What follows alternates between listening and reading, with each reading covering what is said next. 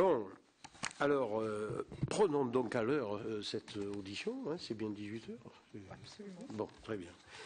Bon, Monsieur Biard, vous êtes donc sous-directeur du service public de l'emploi à la Délégation générale de l'emploi et de la formation professionnelle du ministère du Travail et de l'Emploi. Et Madame Dubois, vous êtes chef de la mission indemnisation du chômage.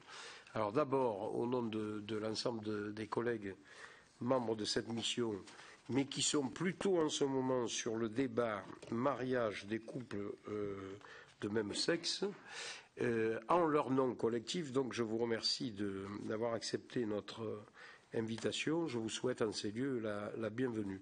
Bon, vous avez pris connaissance des fondamentaux de notre mission, je n'y reviens pas. Je vous précise juste que nous avons déjà entendu l'UNEDIC et Pôle emploi, ainsi qu'une grande partie des partenaires sociaux de la branche professionnelle du spectacle, et nous n'avons pas tout à fait terminé d'en recevoir. Bon, avec vous, nous fondons de grands espoirs, hein, cher Monsieur Biard, celui de bénéficier de votre éclairage sur ce sujet complexe et délicat de la branche professionnelle du spectacle. Peut-être serait-il bien que je pense que vous l'avez intégré, que vous nous fassiez peut-être un propos un peu liminaire de présentation générale, et ensuite, tant en mon nom qu'en celui du rapporteur, je vous demanderai très probablement quelques précisions, et bien sûr, le débat sera ouvert à notre collègue Marcel Rogemont. Monsieur Biard, si vous voulez, allez-y pour un topo préliminaire. Je vous remercie, Monsieur le Président. Alors j'espère que nous n'allons pas décevoir vos espoirs, mais ce qui me rassure, c'est que vous avez indiqué d'emblée qu'il s'agissait d'un sujet complexe et délicat, pour reprendre notre expression. Alors non, nous n'avions pas prévu de propos liminaires, mais cela dit, on peut en construire un rapidement si vous souhaitez procéder ainsi.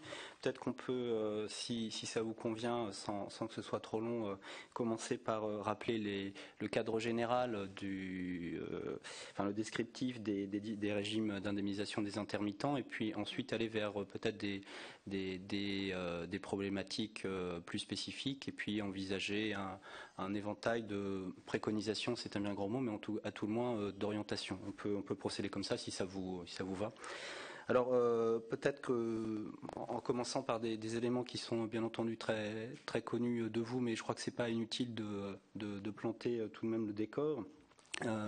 On a une structure à deux étages, vous le savez, avec un régime d'assurance chômage dont les paramètres sont définis par les partenaires sociaux dans un cadre conventionnel, avec des contributions qui s'élèvent à 2,4% pour les côtés salarial et 4% côté employeur. Ça, c'est ce qu'on appelle dans notre jargon le RAC, le régime d'assurance chômage.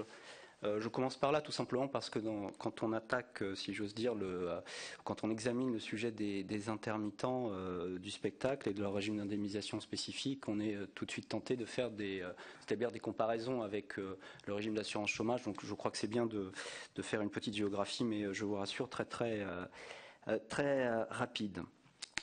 S'agissant du régime d'assurance chômage, vous savez bien sûr qu'il y a des annexes, les annexes 8 et 10 qui concernent le sujet qui nous occupe pour l'audition d'aujourd'hui. L'annexe 10 concerne les artistes du spectacle, engagés par contrat à durée déterminée. L'article 8, pour sa part, du règlement annexé à la Convention d'assurance chômage, est plus spécifiquement consacré aux ouvriers et techniciens pour aller vite. Alors la particularité, et on commence déjà à aborder la difficulté, je crois, sur ce sujet, c'est de bien cerner la nature et la portée exacte de la spécificité du régime d'indemnisation des intermittents. Et là, on a en quelque sorte un premier socle que je qualifierais de droit commun. Et puis très vite, on a les premières spécificités qui apparaissent avec, en sus de ce régime d'assurance chômage, un régime de solidarité spécifique des intermittents qui présente un certain nombre de spécificités. Alors là, c'est l'État qui est en première ligne. J'ai indiqué, c'était des rappels bien sûr, que c'était les partenaires sociaux qui agissaient par voie conventionnelle pour le régime d'assurance chômage. L'État est plus directement impliqué s'agissant du régime de solidarité spécifique des intermittents, puisque l'État a mis en place après l'institution de fonds qui étaient transitoires. L'État a mis en place en 2007, si je ne m'abuse, le fonds de professionnalisation et de solidarité des artistes et des techniciens du spectacle. Et en pérennisant le fonds en 2007, l'État a également souhaité lui donner une portée supérieure au précédent fonds transitoire, puisque la mission est beaucoup plus ambitieuse que celle qui était dévolue au précédent fonds, dans la mesure où elle comporte, au-delà même du volet indemnisation, qui est une mission logique et naturelle, un volet professionnel et social qui est plus inédit, sur le volet sur lequel on pourra, si vous le souhaitez, revenir, puisque le fonds de professionnalisation et de solidarité a aussi pour objet d'assurer un accompagnement aux artistes et aux techniciens fragilisés afin que ceux-ci puissent poursuivre ou réorienter leur carrière professionnelle. Alors, je ne reviens peut-être pas sur le financement des allocations de solidarité qui, vous le savez, est assuré par le fonds de solidarité. Peut-être peut-on, après ces rappels, ce cadrage très très rapide, venir plus directement à des éléments qui vous intéresseront, je pense, plus directement et qui concernent l'indemnisation des intermittents du spectacle. On a de manière générale, là aussi, je pense que c'est intéressant, même si on a...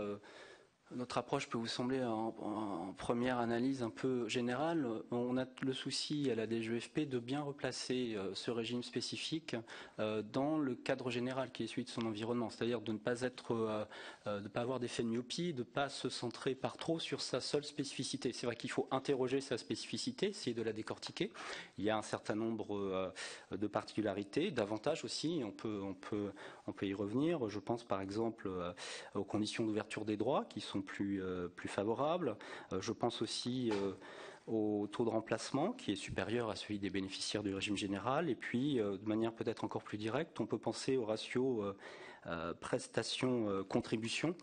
Là, peut-être un chiffre. Ce ratio prestation-contribution atteint, s'agissant du régime des intermittents du spectacle, 525%, c'est-à-dire pour être un peu caricatural, pour 100 € de contribution, 525 € de prestations sont mises en rapport, tandis que ce sont si je ne m'abuse, des données, enfin la source, ce sont des données UNEDIC, tandis que ce ratio prestation-contribution atteint 100% pour le régime général.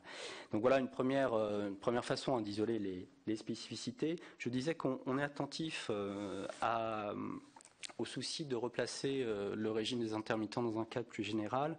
Et là, je crois qu'il faut dire un mot, même si ce sont des données bien connues, du déficit du régime d'assurance chômage. Parce que c'est un élément, alors non pas qu'on ait une approche exclusivement financière, non pas que les paramètres doivent être définis uniquement en raison de la contrainte financière. Néanmoins, c'est quelque chose d'incontournable et c'est une approche qui n'est pas illégitime de la question. S'agissant du régime d'assurance chômage, les dernières données dont on dispose et qui proviennent du bureau du NEDIC du 14 janvier dernier, si je ne m'abuse, fait état d'une dette de 18,6 milliards d'euros pour la fin 2013.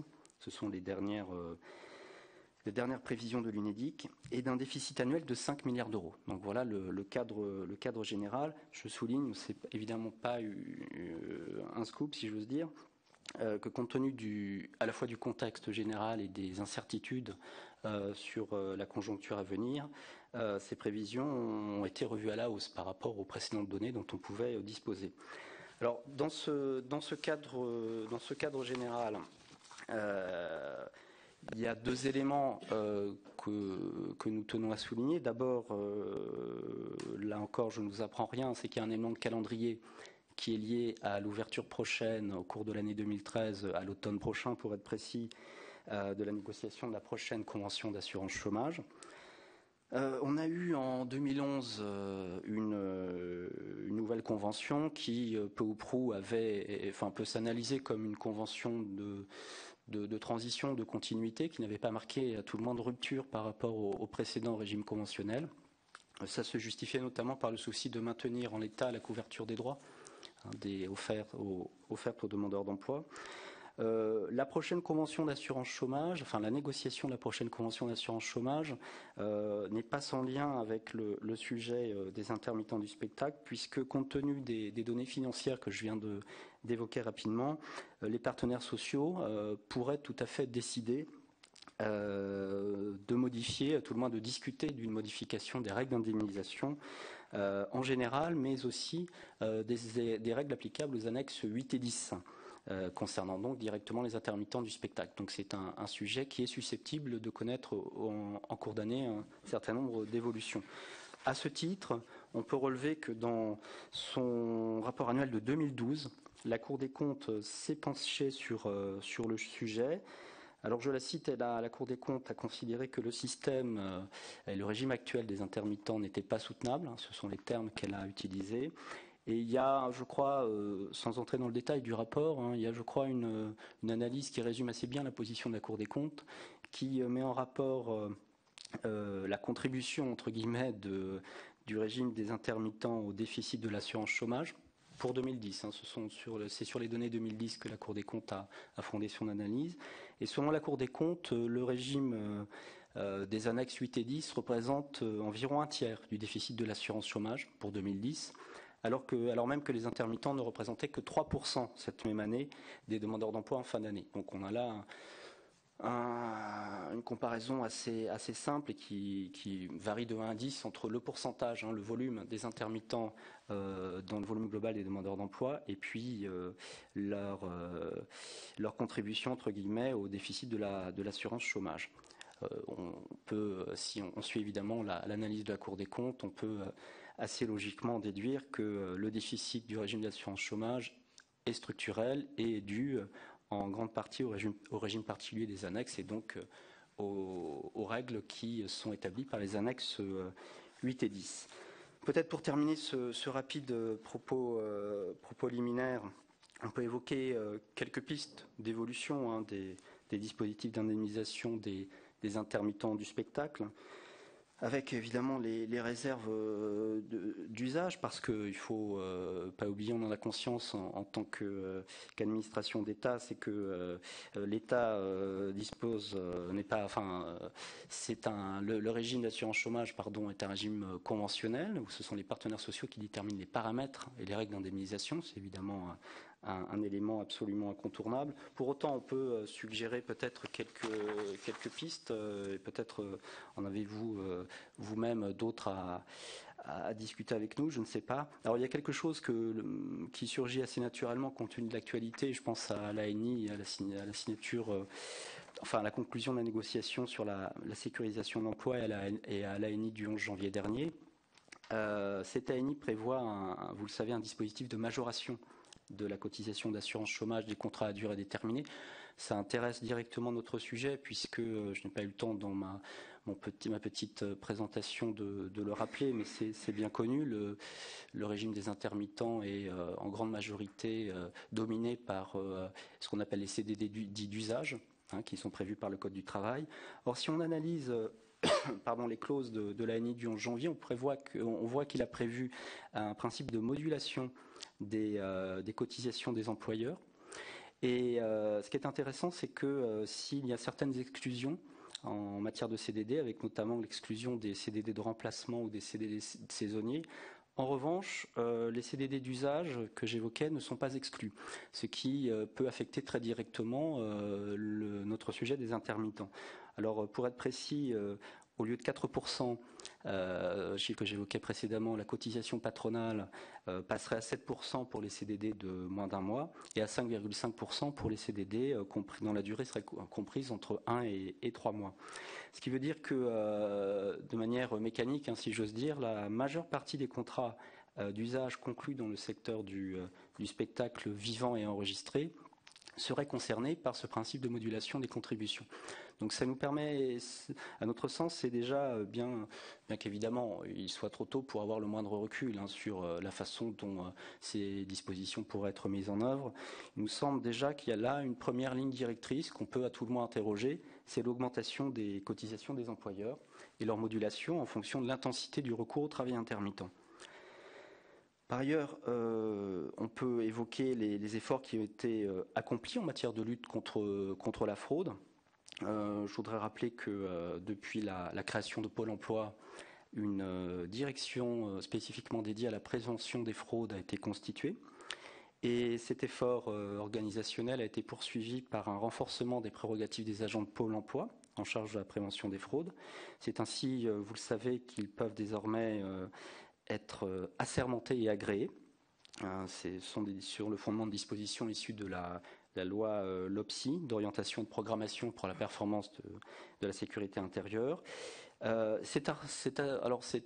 Semble un peu byzantin et juridique, mais ça donne en réalité une protection accrue aux agents de Pôle emploi et des prérogatives renforcées qu'on peut comparer à celles dont disposent les agents des organismes de sécurité sociale, les agents des URSSAF, pour le dire concrètement.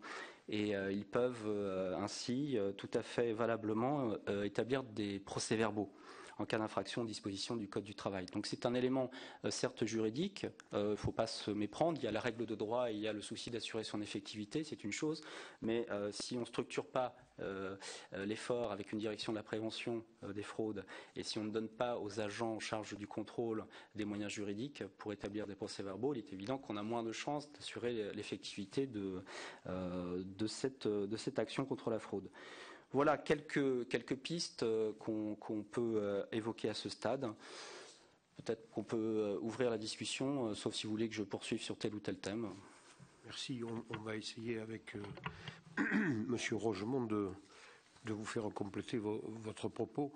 Le rapporteur, donc, qui vous demande de bien vouloir l'excuser, s'apprêtait à vous demander quelques affinements dont je vais retenir 3 ou 4 d'entre eux qui recoupent assez bien les préoccupations que vous avez exprimées dans votre propos liminaire. Alors, inutile que nous vous disions que nous cherchons les voies d'économie. Vous savez, comme nous, que certains évoquent pour maîtriser le déficit des annexes 8 et 10 un plafonnement du cumul mensuel de l'allocation de chômage et du revenu d'activité. Est-ce que cette option, vous l'avez travaillée? Est-ce qu'elle vous paraît envisageable sur un plan pratique? Est-ce que ce système emporterait, selon vous, le risque toujours latent d'une sous-déclaration de l'activité? Et d'après vous, qu'est-ce qu'il en serait en cas de plafonnement annuel de ce cumul? Alors, sur le plan juridique, est-ce que cette option pourrait être adoptée par la seule voie conventionnelle ou est-ce qu'elle nécessiterait une modification préalable du Code du travail? Est-ce que vous avez une analyse, et si oui, est-ce que vous pouvez nous faire part de cette analyse concernant les conséquences que pourrait avoir sur notre régime d'indemnisation du chômage, toujours au titre des annexes 8 et 10, le récent accord interprofessionnel du 11 janvier 2013. Alors, retenant particulièrement sur l'article 4, qui fixe à 4,5 le taux de cotisation des employeurs pour les CDDU que vous évoquiez, soit une surcotation de 0,5 points. Est-ce que cela devrait s'appliquer au secteur du spectacle et si oui, sous quelle forme? Ou cette question doit-elle être examinée plus profondément, plus avant? Pôle emploi Service procède au versement des prestations d'assurance chômage pour 19 régions, à l'exclusion de la région Île-de-France, qui concentre pourtant, elle seule, près de 50% des allocataires indemnisés au titre de nos 2 annexes. Comment est-ce que vous expliquez cette particularité? Si vous l'expliquez, bien entendu, ne pourrait-on envisager une extension de l'activité du Pôle emploi Service et à l'ensemble des régions? Et puis alors, une question un peu récurrente dans nos débats, le fonctionnement du GUSO, vous vous y intéressez? Est-ce qu'il vous semble satisfaisant? Est-ce que vous jugez que son champ d'application devrait être élargi? Des mesures sont-elles envisagées pour améliorer la prise en compte par Pôle emploi des congés de maternité des femmes demandant une réadmission ou une ouverture des droits au titre de nos annexes 8 et 10? Pour l'instant, je m'arrêterai là dans ma mission de traducteur de la pensée élevée du rapporteur. Je pense déjà que cette rafale doit vous suffire. On passera peut-être ensuite la parole à Marcel Rogemont et en cas, je reviendrai sur une ou 2 préoccupations. Mais je t'en prie. Le Président le permet, parce que j'aurais voulu, dans cette façon de traiter... Cette première salve me suffisait, mais je vous en prie. Non, et justement, c'était d'abord c'était par rapport à toutes ces questions. C'est très particulier. Et je voulais savoir, vous, dans tout ça, quel est votre rôle? Comment vous vous placez, institutionnellement, dans cette question? Et à partir de là, quel est votre pouvoir d'influence dans le dispositif? Et je pose ces questions-là en amont, en quelque sorte, des questions posées par le Président, de façon à comprendre un peu mieux, pas simplement votre avis sur les questions du Président, mais en même temps, comment vous allez vous placer dans ce dispositif-là général. Très bien. Je vais prendre les questions dans l'ordre, tout simplement. Alors, je crois que si j'ai bien résumé la salve, je crois que la première question portait sur le sujet du plafonnement et de la problématique générale du cumul allocation-rémunération. Je vous propose, là aussi c'est un peu un réflexe, mais de partir du droit commun, si j'ose dire, pour mieux mesurer les spécificités et donc voir comment on peut ajuster ou bouger le dispositif existant. Alors le droit commun il peut s'énoncer de la façon suivante. Le système d'assurance chômage permet aux demandeurs d'emploi qui reprennent une activité réduite de conserver le bénéfice du revenu de remplacement. À condition qu'il y a en fait trois conditions cumulatives, et ça définit trois paramètres sur lesquels on va voir que l'on peut ou non jouer en fonction d'un certain nombre de conditions. Il faut tout d'abord que les revenus de l'activité reprise ne dépassent pas 70% des revenus mensuels antérieurs, c'est-à-dire avant l'entrée dans le système d'indemnisation, bien sûr. Il ne faut pas non plus que l'activité reprise excède 110 heures par mois. Et puis enfin, il y a une limitation dans la durée, vous le savez, puisque le cumul n'est possible que dans la limite de 15 mois. Alors, triple condition, donc, liée à la rémunération, aux heures travaillées et à la durée du cumul. Eh bien, cette triple condition, n'est tout simplement pas opposable aux intermittents du spectacle, ne s'applique pas aux annexes 8 et 10, pas davantage d'ailleurs à l'annexe 4 qui régit les intérimaires. On a donc un principe assez simple en l'état du droit applicable, c'est-à-dire un principe de cumul intégral et sans limitation, qui évidemment font une grande part de la spécificité du régime des intermittents du spectacle. Donc les choses, d'une certaine façon, sont très claires. Le point de départ est très clair. On voit, me semble-t-il, à travers cette démarche consistant à partir du droit commun, on voit sur quels paramètres on pourrait jouer. On peut, si on allait vers une orientation consistant à instaurer un plafonnement, qui soit mensuel ou annuel d'ailleurs, on pourrait jouer sur le niveau de rémunération additionnelle à l'allocation d'assurance chômage. On pourrait jouer sur la durée de l'activité reprise. Et puis enfin, on pourrait jouer sur la durée de cumul. Alors, avec différentes façons de déplacer le curseur, c'est-à-dire qu'on peut imaginer, pourquoi pas, un alignement intégral sur ce qui existe dans le droit commun, c'est-à-dire qu'on pourrait imaginer de positionner ces trois paramètres selon les niveaux que j'ai indiqués au début de ma réponse. Alignement intégral, avec là une volonté claire de gommer, à tout le moins d'atténuer les spécificités du régime, c'est assez évident, ou on peut imaginer un alignement simplement partiel, en prenant seulement deux ou un des trois paramètres. On voit évidemment que le choix n'est pas seulement technique, c'est aussi un choix politique qui témoigne du désir de minorer, de majorer ou de stabiliser la spécificité du régime. C'est donc bien ça qui est en cause. Nous, comment on voit très directement les choses au stade au stade d'analyse qui est le nôtre, c'est que il y a quand même, effectivement, comme vous le signez, un certain nombre de risques, mais qui sont inhérents, qui sont mécaniques à l'instauration de ce genre de plafonnement. Et d'abord, évidemment, même si c'est difficile à quantifier. En tout cas, nous, on n'a pas de quantification. Il y a un risque induit d'augmenter les sous-déclarations. C'est assez évident. Alors, est-ce que ce risque, ça c'est évidemment contre-productif, c'est un effet indésirable, un effet négatif, et ce serait contre-productif, notamment compte tenu de la situation financière du régime d'assurance chômage que j'ai rappelé précédemment, qui doit quand même nous guider dans la détermination des différentes orientations. Mais ce risque, il est difficile à quantifier. On peut pas le minorer complètement. Faut-il pour autant le surestimer? C'est difficile, dès lors qu'on n'a pas d'éléments objectifs pour le modéliser. En tout cas, pas nous à la DGEFP, on n'en dispose pas. Faut l'avoir à l'esprit. Je n'ai pas d'éléments plus aboutis sur ce point. Il y a aussi le sujet, bien sûr, des différents effets pervers ou négatifs que peut induire la mise en place de ces différents paramètres. Par exemple, il y a un certain nombre de cas relevés, je crois, par le médiateur de Pôle emploi, et selon lesquels des demandeurs d'emploi du régime général, pas des intermittents pour le coup, mais c'est intéressant de raisonner par analogie, ont interrompu leur activité réduite précisément sous l'effet de la limite des 15 mois existants dans la réglementation d'assurance chômage. De toute évidence, ce n'est pas l'effet recherché quand on met en place ce genre de dispositif de cumul allocation-rémunération.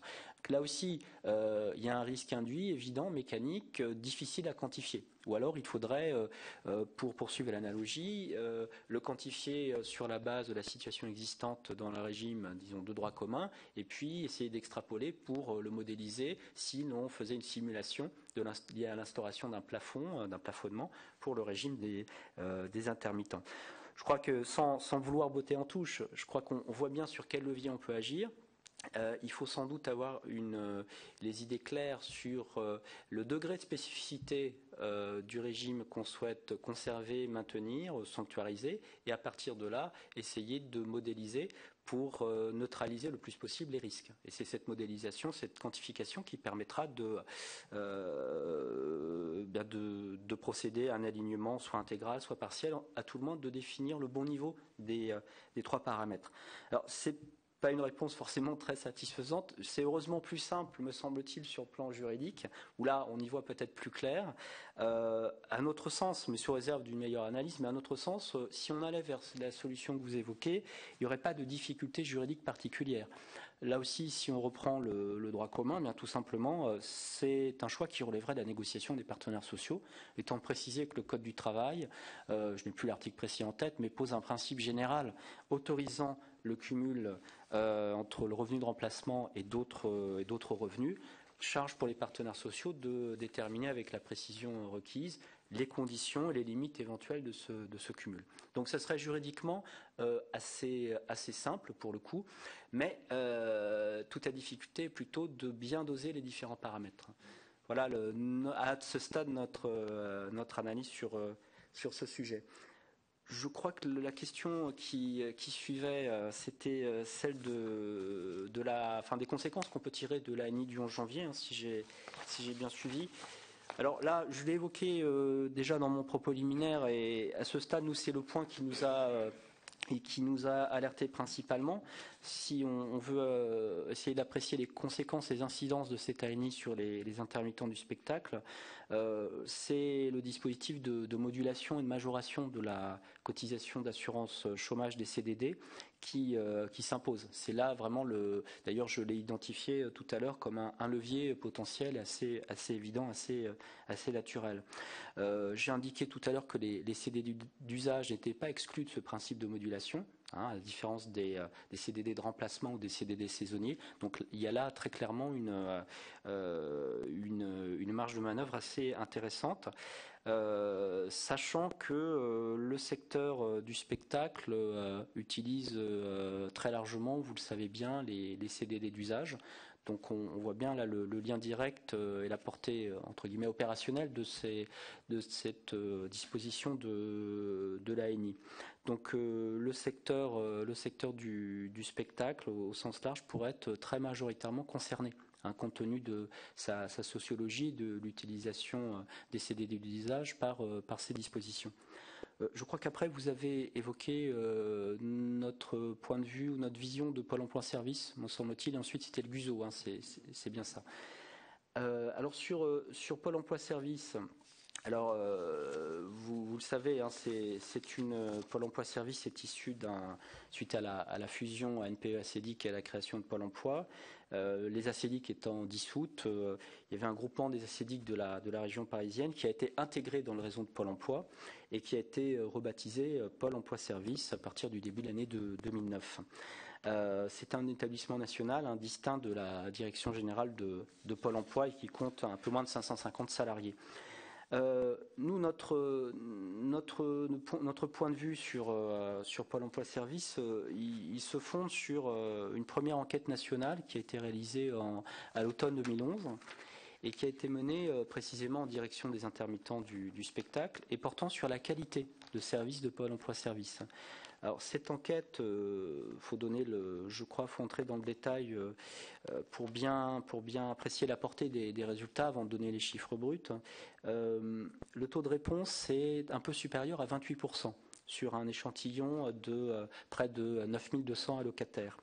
C'est un échantillon estimé représentatif par Pôle emploi-service. Alors, dans ce cadre-là, on a des constats qui sont très positifs, puisque 70% des demandeurs d'emploi sont satisfaits des délais de prise de décision concernant l'instruction de leur dossier et sont satisfaits également de la conformité du calcul du montant de l'assurance chômage. Donc c'est intéressant, c'est un chiffre qui est très positif et qui traduit assez bien le point de vue de l'usager sur l'offre et les services de Pôle emploi-service. Peut-être encore plus intéressant, me semble-t-il, dans cette enquête, c'est la comparaison un peu binaire, mais souvent utile, avant-après. Pour ceux qui ont connu le GARP que j'évoquais avant la création de Pôle emploi-service, comment se prononce-t-il, comment font-ils la comparaison? Là, plus de 80% des demandeurs d'emploi qui ont connu le GARP estiment que les délais de décision se sont améliorés. C'est plutôt rassurant puisque c'était l'un des buts de la manœuvre, donc c'est pas contre-intuitif, tant mieux, mais enfin l'expérience sur d'autres sujets montre que c'est pas toujours atteint, donc ça c'est une bonne chose. Près de 90% estiment par ailleurs que l'exactitude du calcul du montant des allocations soit est restée stable, soit c'est amélioré. Donc là aussi, il y a, vous voyez, une image qui s'est sensiblement améliorée. Je crois que c'est assez intéressant. Alors sur les éléments que vous identifiez, évidemment avec raison, on n'est pas au milieu du gué, ce serait sans doute sévère, mais c'est un chemin qui n'est pas encore parvenu tout à fait à son terme. Il y a une concentration progressive des missions de recouvrement et d'indemnisation effectuées au profit de Pôle emploi-service.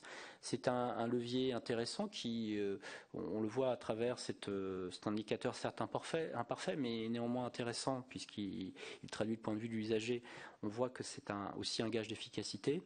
Il y a des pistes de progression qui sont identifiées par la direction de Pôle emploi-service, qui sont bien identifiées et qui donc supposent des plans d'action. Il y a évidemment le sujet de l'harmonisation des pratiques entre les services au niveau régional. Certaines régions, je crois que vous avez indiqué le chiffre de 19 régions qui ont opéré ce transfert. Certaines régions n'ont pas encore transféré ces missions au niveau national. C'est le cas de l'Île-de-France pour des raisons liées aux spécificités de la région francilienne, mais évidemment c'est pas en soi satisfaisant. L'harmonisation des pratiques et la concentration progressive, c'est la démarche qui est poursuivie. Alors après, évidemment, c'est une construction progressive, même si on peut estimer, d'un regard peut-être un peu sévère, que 4 ans après, il reste encore des régions et non des moindres dont les missions n'ont pas été transférées. Bon, on voit que ça n'affecte pas pour autant, pour les régions qui sont passées, le degré de satisfaction des usagers. Et encore une fois, c'est une démarche progressive. Bon, 19 régions, c'est déjà un chiffre quand même très, très significatif. Voilà les éléments que je peux vous apporter à ce stade sur Pôle emploi-service. Je crois qu'après la question c'était le GUSO, c'est ça, et ensuite votre question, monsieur. Alors, sur le GUSO, alors pour être tout à fait honnête, on n'est pas, nous, à la DGEFP, au quotidien en lien avec ces questions de fonctionnement du GUSO. Ce serait mentir que de soutenir le contraire. Notre point de vue, donc, il est le suivant. Il mériterait sans doute d'être affiné, mais on a à tout le moins un point de vue et quelques idées sur la façon d'avancer. Alors, de toute évidence, il faut partir peut-être des choses, des basiques, des fondamentaux. Le GUSO, c'est, il ne faut pas l'oublier, un outil de simplification. Et c'était l'idée qui a présidé à sa création en 1999. Nous, on considère, sauf meilleure information, que ça a permis par ailleurs et c'est l'une des vertus de la simplification, de lutter contre le travail dissimulé. Donc on voit des éléments d'efficacité évidente là, derrière cette action. Donc à notre sens, le GUSO est un guichet à pérenniser, de toute évidence, pour les deux raisons que je viens d'indiquer. Alors pour autant, si on veut chercher la petite dette et on va tout le moins se projeter dans une perspective d'amélioration, il y a peut-être, avec les réserves que j'ai indiquées au début sur le fait qu'on n'ait pas non plus les mains dans le moteur sur ce sujet, il y a peut-être un sujet lié au coût de fonctionnement du GUSO.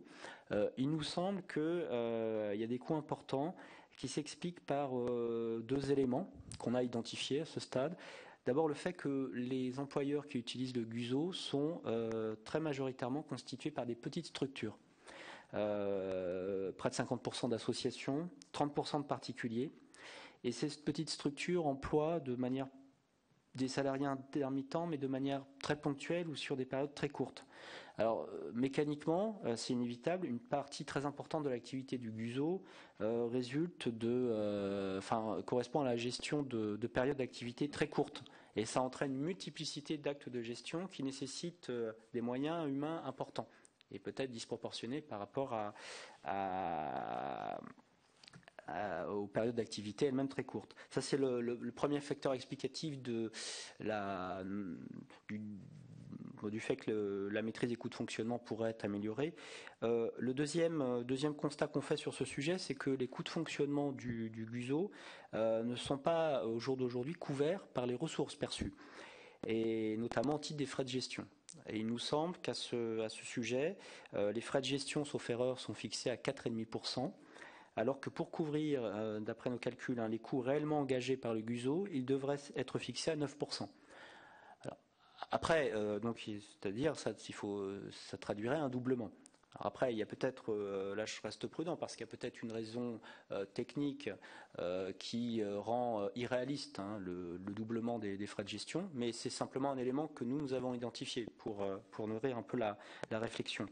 Et puisque vous l'évoquiez dans votre question, me semble-t-il, l'élargissement du champ du GUSO nous semble effectivement incontournable, pour les raisons que j'ai indiquées, liées dans le premier facteur explicatif, lié à l'absence de maîtrise des coûts de fonctionnement.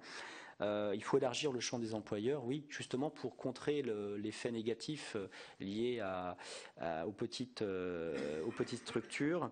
On pourrait par exemple, c'est une proposition, on pourrait imaginer que le guichet unique concernerait également les organismes exerçant à titre principal l'activité d'entrepreneurs de spectacle, mais qui organisent moins de 6 représentations par an.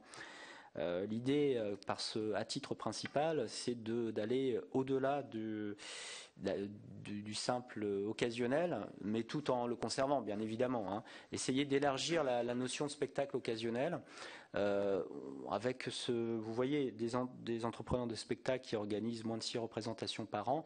On reste, si j'ose dire, dans le quasi-occasionnel, si vous me permettez, mais de sorte que l'élargissement pourrait être acceptable. Elle serait en tout cas pas totalement baroque. Elle ne dénaturerait pas le champ initial du GUSO. Par ailleurs, il nous semble, pour terminer sur ce point GUSO, qu'on pourrait, toujours dans l'idée de limiter les coûts de fonctionnement et de simplifier toujours davantage les démarches et donc de lutter contre le travail dissimulé, on pourrait généraliser la télédéclaration. Ça pourrait être une voie intéressante, allégeant les obligations déclaratives des employeurs. Enfin, allégeant à terme, parce qu'on sait bien que dans une première phase d'installation, ça peut aussi générer des difficultés. Voilà à tout le moins les éléments qu'on a pu identifier sur le GUSO. Et alors, je crois que vous nous interrogez, monsieur le député, sur le rôle en fait de la DGEFP dans tout ça. Hein. Si je résume un peu familièrement votre question. Notre rôle, au-delà du suivi d'un certain nombre, du suivi physico-financier d'un certain nombre de données, puisque bien évidemment il y a le sujet de l'indemnisation et des allocations de solidarité, où, comme je l'ai rappelé tout à l'heure dans mon petit propos liminaire, l'État intervient directement, et c'est la DGEFP qui assure le suivi physico-financier des allocations. Il y a la tutelle du Fonds de professionnalisation et de solidarité, qui n'est pas une tutelle assurée seulement par le ministère du Travail et de l'Emploi, mais qui est une tutelle partagée avec notamment le ministère de la Culture, vous le savez. Et c'est là un des volets de notre action, avec une attention, une vigilance et un intérêt qu'on porte à l'ambition lors de la création du FPS, à savoir non plus se limiter seulement au volet indemnisation, mais tenter de faire aussi du qualitatif, de l'accompagnement, éventuellement de la réorientation. Et là, ce volet qu'on peut qualifier de professionnel et social, eh bien, il y a une comitologie, comme c'est légitime au sein du FPS, avec un comité directeur, un comité consultatif, un comité de partenaires associés. Eh bien, la DGEFP est présente dans ces structures-là.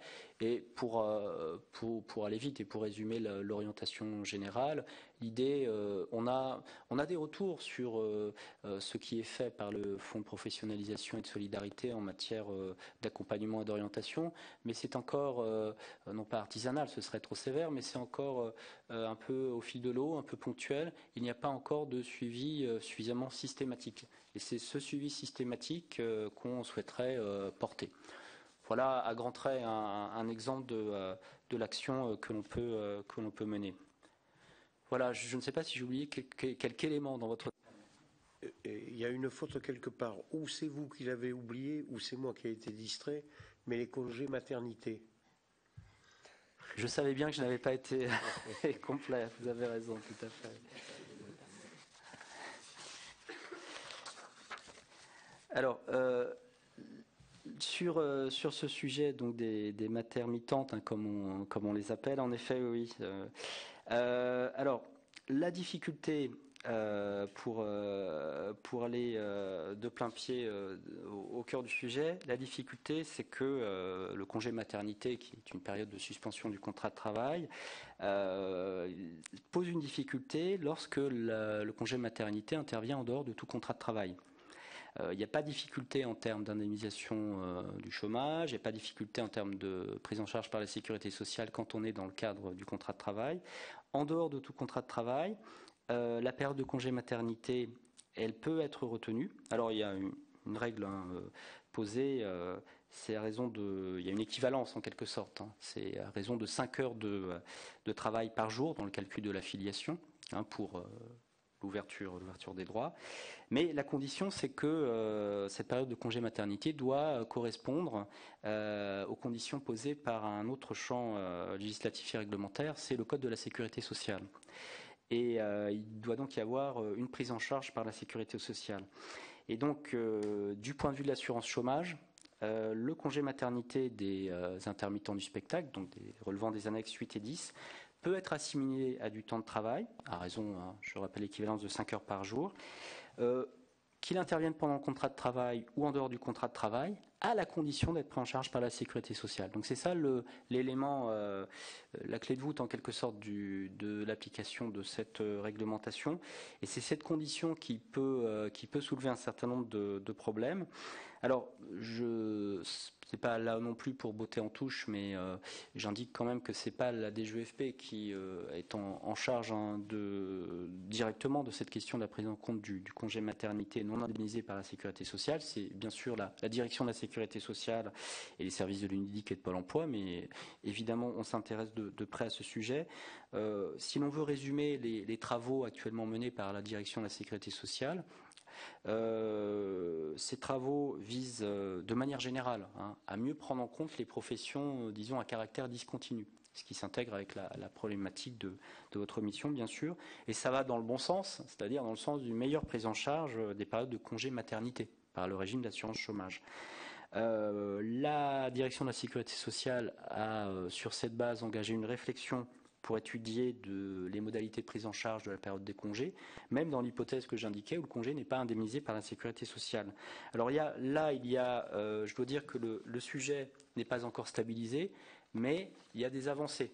Alors l'avancée, c'est un article de la dernière loi de financement de la sécurité sociale, l'article 51 précisément de la LFSS pour 2013, qui précise, s'agissant de la prise en charge par la sécurité sociale des demandeurs d'emploi qui reprennent une activité insuffisante pour leur générer de nouveaux droits, puisque c'est ça la problématique des maternitantes. Cet article 51 précise que dans ce cas, les droits sont maintenus pendant 12 mois. Alors c'est une disposition qui ne règle pas le sujet que vous évoquez, on en a bien conscience. Néanmoins, c'est une avancée et un signal positif. On peut l'interpréter comme ça va dans le bon sens, puisque pour ceux qui sont concernés, ça permet de lever les freins à la reprise d'emploi et d'éviter les ruptures de droits pour les assurés. Il y a en quelque sorte un principe de conservation et de maintien des droits antérieurs. Alors pour aller plus loin, parce que ça c'est une avancée qui à elle seule est insuffisante bien sûr pour répondre aux problèmes que vous soulevez, pour aller plus loin, la direction de la sécurité sociale va d'après nos informations publier très prochainement une circulaire qui aura pour objet de rappeler les conditions de bénéfice des prestations en espèces, des indemnités journalières pour les professions discontinues. Ça aussi, c'est une avancée, nous semble-t-il, en termes de protection sociale, pour les professions du spectacle qui sont souvent directement concernées, bien sûr, on l'a dit tout à l'heure, par les alternances de périodes d'activité et de chômage. Donc nous, notre action sur ce dossier consiste évidemment, à le suivre, 2, à bien assurer la diffusion d'informations auprès de l'UNEDIC et de Pôle emploi pour que les évolutions qui interviennent soient très rapidement traduites dans les faits. Voilà, je n'ai pas plus d'informations à ce stade sur ce sujet. Marcel, juste une dernière question, monsieur. En quelques occasions, vous avez évoqué la notion de contrôle. Est-ce que vous avez le sentiment ou la certitude peut-être que le secteur du spectacle fait l'objet de contrôles plus intensifs, plus fréquents que d'autres en matière de prévention et de lutte contre la fraude dans l'assurance chômage? Si oui, quel est votre sentiment? Quels en sont les résultats? Alors les résultats, c'est vraiment difficile d'avoir un point de vue très stabilisé.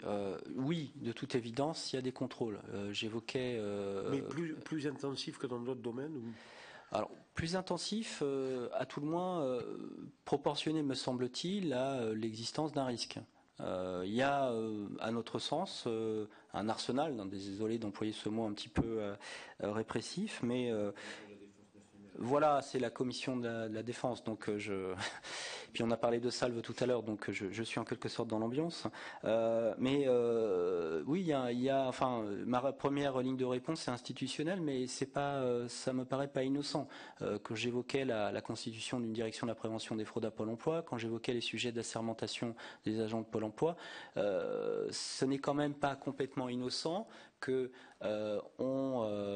par les bons vecteurs législatifs, l'OPSI, il y a eu ensuite, bon, je suis passé rapidement tout à l'heure, mais il y a eu un arrêté du ministre de l'Emploi qui a précisé les conditions d'assermentation et d'agrément des agents, que cet arsenal juridique, et on voit bien quelles sont ces visées, qui sont évidentes, elles sont tout à fait assumées, bien sûr, ait été défini au cours des dernières années, ce n'est pas innocent. Ça vise de toute évidence, ça traduit qu'il y a la prise de conscience que, comme dans d'autres secteurs, pas forcément plus, mais comme dans d'autres secteurs, il peut y avoir un risque et qu'il faut sans doute mettre à niveau les institutions pour être en mesure de répondre à ce risque. C'est le b.a.-ba, mais si on n'a pas de réponse institutionnelle et juridique, on aura de toute évidence des défaillances majeures en termes de contrôle de la fraude. Donc déjà, première ligne de réponse, c'est de considérer qu'on s'est mis à niveau sur le plan institutionnel et juridique. Ensuite, quand on regarde les plans d'action en matière de contrôle contre la fraude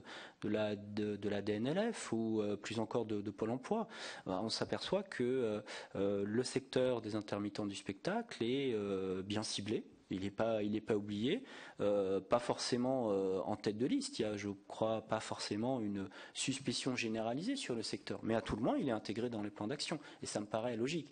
Et plutôt rassurant, j'irais même jusque-là. C'est-à-dire que c'est pas très intéressant d'avoir une réponse institutionnelle et juridique et d'avoir des plans d'action qui oublient systématiquement le secteur du spectacle. Je trouve que c'est sain qu'il y ait une réponse institutionnelle et juridique et des plans d'action qui permettent d'assurer un minimum d'effectivité à ces règles. Après, avoir des données plus à la fois quantitatives et qualitatives sur les résultats obtenus, là, j'avoue qu'à ce stade, j'en suis incapable. Je ne crois pas qu'on dispose, Sylvie, de données plus précises là-dessus. Pas pour l'instant. Marcel, rien de particulier. Écoutez, merci. Est-ce qu'il y aurait une donnée autre que vous aimeriez nous transmettre? Bon, nous, on peut considérer vraiment que vous avez parfaitement répondu à nos interrogations. Est-ce qu'il y a un domaine que vous avez peut-être laissé pour compte dans votre propos et que nous aurions pu oublier et qui, dans le cadre de notre réflexion, vous paraîtrait important?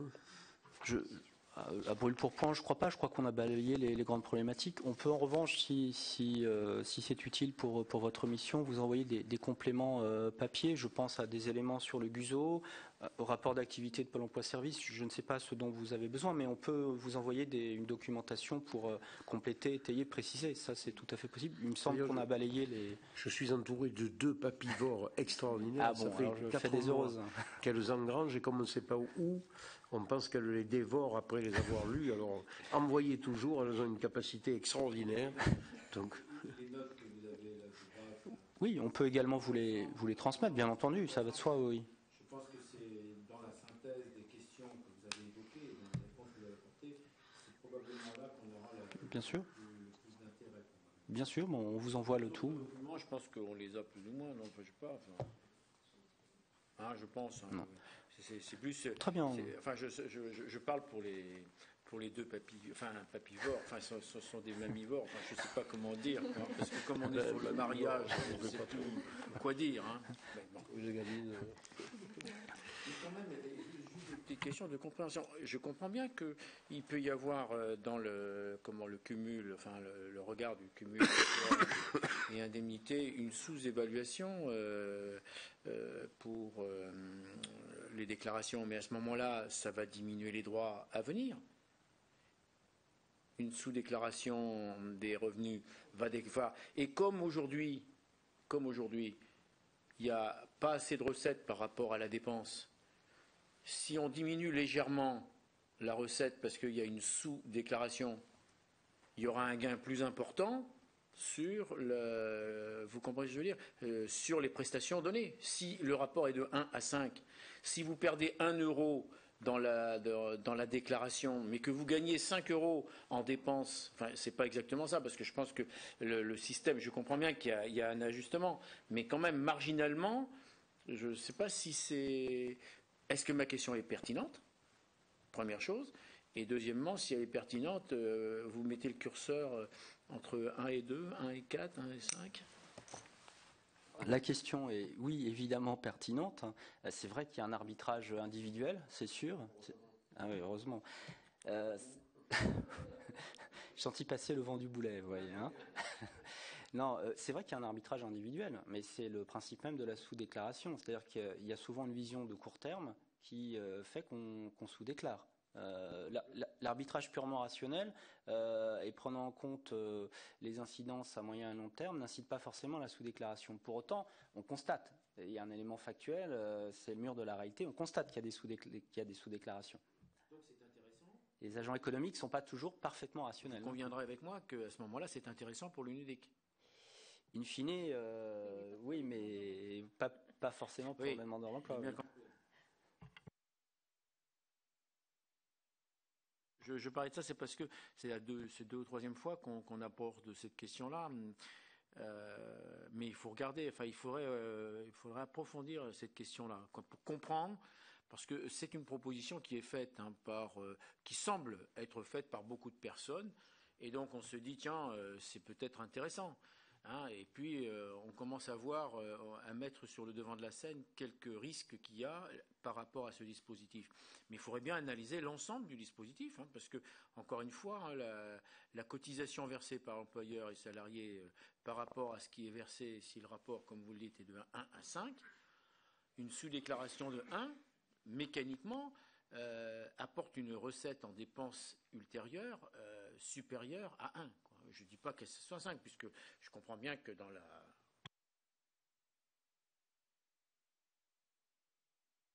Bien, merci. Madame, Monsieur, merci infiniment de votre participation à notre réflexion. Et donc, nous sommes preneurs de documents. On vous les envoie, c'est promis. Merci. Bonsoir. Bonne soirée.